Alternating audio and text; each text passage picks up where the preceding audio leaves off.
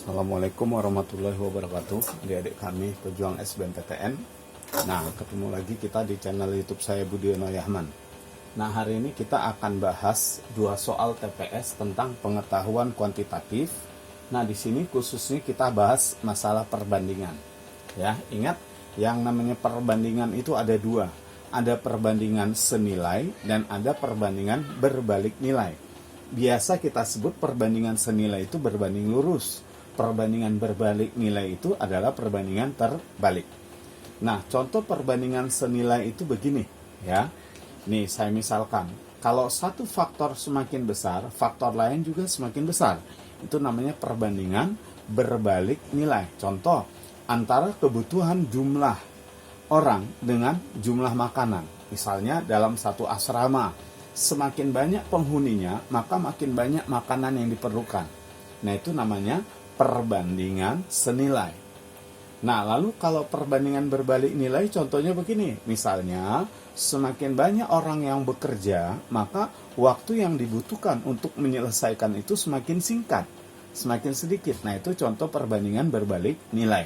Adik-adik coba nanti disimpulkan, ini termasuk perbandingan senilai, berbanding lurus, atau perbandingan berbalik nilai, atau berbanding terbalik. Coba kita lihat soal nomor 1 ya. Nomor 1, untuk membuat satu cangkir kopi digunakan 1 sendok teh kopi dan Y sendok teh gula. Jadi kalau kita mau membuat satu cangkir kopi, maka yang dibutuhkan itu adalah 1 sendok teh kopi dengan 1 sendok teh gula, biar rasanya pas. Nah, sekarang kalau kita menggunakan 5 sendok teh gula, maka banyaknya kopi yang digunakan adalah berapa sendok teh? Jadi kan kalau 1 sendok teh kopi, maka Y sendok teh gula. Berarti kalau 2 sendok teh kopinya, maka gulanya 2Y. Nah, artinya semakin banyak kopinya, maka gulanya juga harus semakin banyak. Nah, coba ini perbandingan senilai atau berbalik nilai? Iya, perbandingan senilai, karena semakin banyak kopinya, gulanya juga harus semakin banyak. Ya, jadi di sini ada 2 faktor. Faktor yang pertama adalah kopi, yang kedua lagi adalah gula. Maka bisa saya tuliskan begini di tabelnya ya. Ini kopi, nah di sini adalah gula. Oke.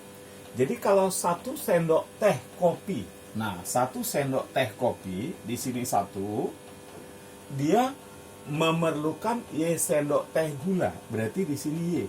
Nah, sekarang pertanyaannya, jika kita menggunakan 5 sendok teh gula, berarti di sini 5. Pertanyaannya, berapakah di sini? Nah, saya misalkanlah ini dengan A. Ini tadi perbandingan senilai. Kalau perbandingan senilai, penyelesaiannya supaya cepat kali silang aja. Jadi, ini kita kali kemari, 1 dikali dengan 5, itu sama dengan A dikali Y. Yang kita mau cari nilai A. Nah, berarti kita kalikan aja. A dikali Y, berarti itu AY sama dengan 5 kali 1, 5. Yang kita mau cari nilai A. Kalau gitu A sama dengan apa?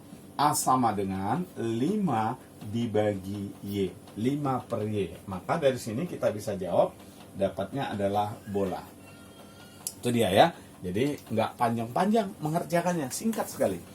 Nah, sekarang kita lihat yang berikutnya. Nah, ini coba dilihat sendiri nih, perbandingan berbalik nilai atau perbandingan senilai. Sebanyak 250 ekor domba mampu menghabiskan makanan yang ada dalam waktu X hari. Nah, apabila dari 250 domba itu dijual 100, berarti tinggal 150, maka berapa hari persediaan makanan akan habis? Nah, jadi kita lihat di sini, semakin banyak dombanya, maka semakin singkat, semakin sedikit waktu yang dibutuhkan untuk menghabiskan makanan. Makin banyak domba, maka semakin sedikitlah waktu yang dibutuhkan untuk menghabiskan makanan. Jadi kalau semakin sedikit dombanya, berarti makin panjang waktu yang diperlukan untuk menghabiskan makanan. Berarti perbandingan senilai atau berbalik nilai? Ya, berbalik nilai ya. Oke, jadi di sini ada dua faktor yang kita bandingkan, yaitu domba sama waktunya. Berapa hari jumlah waktu yang diperlukan untuk menghabiskan makanan. Nah, saya buat di sini tabelnya. Ini dombanya, kemudian ini nanti jumlah harinya untuk menghabiskan makanan.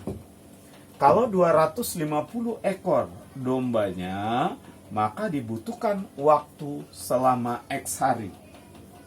Nah, berarti kalau seandainya 150 dombanya, pertanyaannya berapa hari waktu yang diperlukan? A-nya.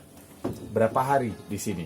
Nah, kita bisa prediksi. Karena ini semakin sedikit dombanya, maka waktu yang diperlukan untuk menghabiskan makanan itu pasti lebih besar dari X.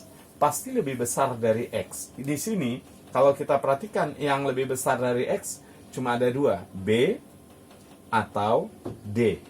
Nah, itu yang lebih besar dari X ya. Baik, sekarang gimana penyelesaiannya? Jadi kalau dia perbandingan senilai, dikali silang. Tapi kalau perbandingan berbalik nilai, begini pengaliannya. Nah, yang ini kita kali kemari, nilainya sama dengan ini kali kemari.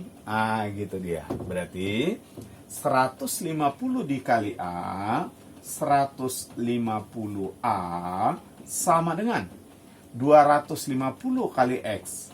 Ya, 250X. Nah, ini kita coret lah ini ya, nolnya. Nah, ini berarti dari sini kita bisa dapat nilai A-nya itu adalah 25X dibagi, ini ke bawah 15. Sama-sama kita bagi 5. Kalau dibagi 5, yang atas jadi 5X, yang bawah jadi 3. Maka jawabnya 5X per 3 hari. Mana dia jawabannya? Ya, jawabannya adalah dodol. 5X per 3 hari. Nah, adik-adik, ini soal tentang perbandingan. Jadi metodenya seperti itu aja. Kalau dia berbanding lurus atau perbandingan senilai kali silang, kalau perbandingan berbalik nilai, seperti ini saja penyelesaiannya. Nggak sulit ya. Jadi di sini saya ingatkan adik-adik tetap semangat berlatih ya.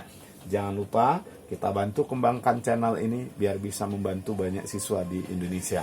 Caranya cukup klik tombol like, kemudian subscribe, share, dan jangan lupa isi komentar adik-adik tentang video yang baru saya bagikan. Terima kasih. Assalamualaikum warahmatullahi wabarakatuh.